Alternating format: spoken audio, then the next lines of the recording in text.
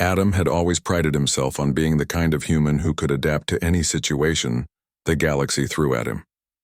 3 years piloting cargo runs between the Outer Rim colonies had taught him that survival often came down to quick thinking, quicker reflexes, and an even quicker tongue.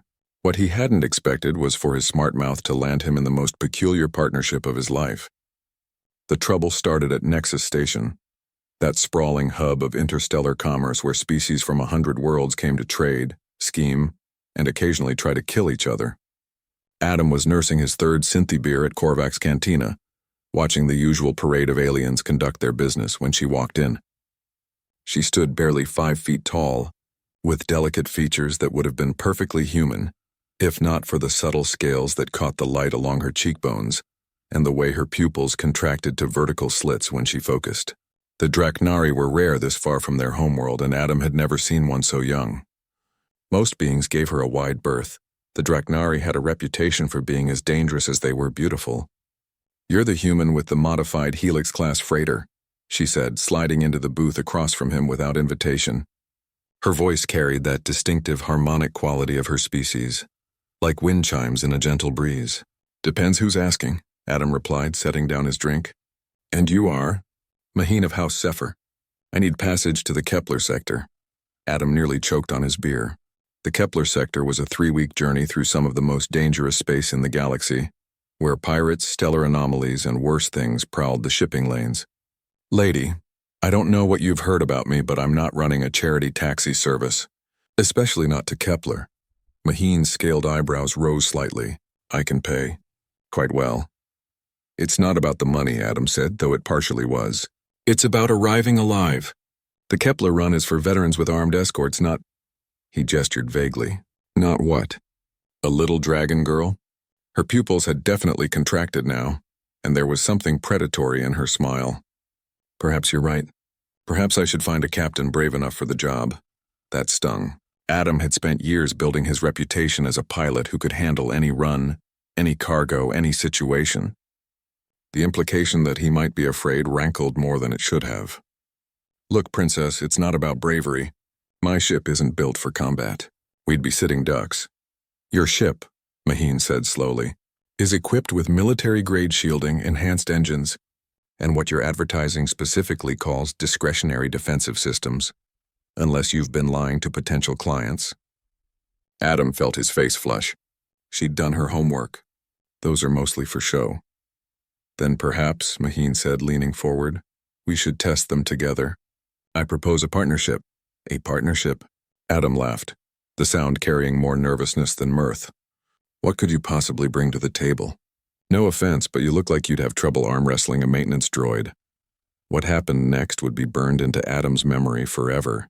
Maheen smiled, really smiled, and the temperature in the cantina seemed to drop 10 degrees.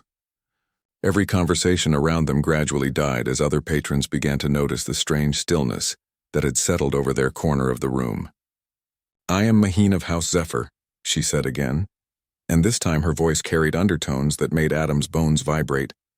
"Third daughter of the Dragon Touched, heir to the flame of Keth Mori. I have walked in the deep spaces between stars and spoken with entities that your kind calls gods. I have seen the birth of worlds and the death of suns." As she spoke, the scales on her face began to shimmer with an inner light, and Adam realized that what he'd taken for decorative jewelry was actually some kind of bioluminescent display. The other patrons were backing away now, and even the normally fearless Korvac was reaching for something under his bar. "But more importantly," Maheen continued, her voice returning to normal as the light faded, "I know the safe passage through the Maelstrom Nebula that cuts 2 weeks off the journey to Kepler, and I know why someone is willing to pay 50,000 credits for me to reach the sector alive." Adam stared at her for a long moment, his mind racing. 50,000 credits was more than he made in a year of legitimate cargo runs. The Maelstrom Nebula was supposed to be impassable, a chaotic mess of radiation and gravitational anomalies that had claimed dozens of ships over the decades.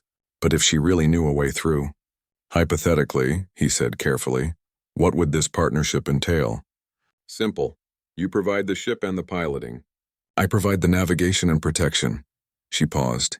"And when we inevitably encounter trouble, You'll discover that this little dragon girl is significantly more dangerous than any pirate or cosmic phenomenon we might face. And if I say no? Maheen shrugged. Then you go back to hauling fertilizer to agricultural colonies for subsistence wages, and I find another captain.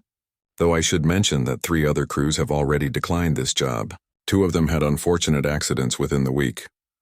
The threat was delivered so casually that it took Adam a moment to process it. When he did, he felt a chill run down his spine. Are you threatening me? I'm informing you that this sector of space has become remarkably dangerous recently. Pirates, you understand. Very unfortunate. Her smile could have powered a small city. So, Captain Adam Chen of the starship Resilient, do we have a partnership?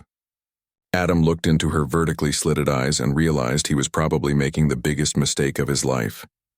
But 50,000 credits was 50,000 credits, and something about this small, deadly woman intrigued him more than it should have. Against my better judgment, he said, extending his hand. We have a deal. When Maheen shook his hand, her skin was warm to the touch, and Adam could have sworn he felt electricity arc between their fingers. Her grip was surprisingly strong for someone so small, and when she smiled, he caught a glimpse of teeth that were just slightly too sharp to be human. Excellent, she said. We leave in the morning. And, Captain? Yeah? You might want to upgrade your medical supplies. The next few weeks are going to be very interesting. As Adam watched her leave the cantina, every conversation gradually resuming in her wake, he had the distinct feeling that his quiet life of routine cargo runs was about to become significantly more complicated. He also had the unsettling suspicion that he was going to enjoy every dangerous minute of it. What had started as a joke about sharing his spaceship had somehow become the most intriguing proposition of his career. Now all he had to do was survive it.